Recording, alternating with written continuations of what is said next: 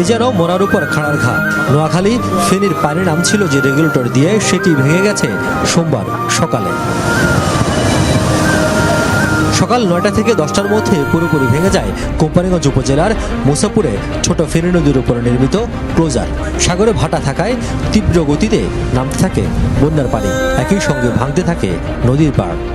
যখন ব্রিজের এখানে পানির যা হোক যা, তখন ব্রিজ টট্টরে কাঁপে উঠছে, আমি সরে গেছি কালকে। সিএনজি ছিল মাঝখানে রাখি, ওরা মাছ ধরতে গেছে, তখন হঠাৎ করে এক সাইড ভেঙে ওই সিএনজি সহ পড়ে গেছে।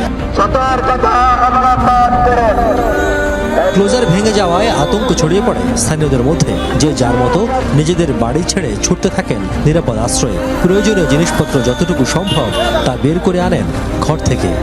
আপাতত হলে এই জায়গা হইলে ঝুঁকিপূর্ণের কারণে মানুষ বিভিন্ন জায়গাতে যাইতেছে। সব আস্তে আস্তে লেনতেছে, ভাঙি চুরি, কে ঘর ভাঙি গেল, কে ঘর চলে যায়, এরকম আর কে কে লুচুরি এগিয়ে।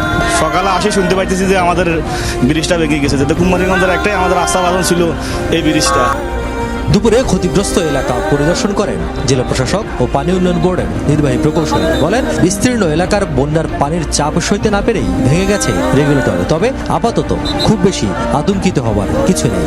গেট ভাঙাতে যে আমার যেটা ক্ষতি হয়েছে, আমার পানি দ্রুত নেমে যাবে, এটা একটা প্লাস পয়েন্ট। কিন্তু আমার সমস্যা হবে যখন আবার জোয়ার আসবে, জোয়ারে পানিগুলো ভিতরে ঢুকে যাবে, ভিতরে ঢুকে গেলে আমার এলাকা লবণাক্ত হয়ে যাবে। যেটা মূল সমস্যা সেটা হচ্ছে জোয়ারের সময় এই সন্দ্বীপ চ্যানেলের যে আমাদের যে ডাইভার্সন চ্যানেলটা আছে, চ্যানেলটা দিয়ে কিছু পানি ভিতরে প্রবেশ করতে পারে।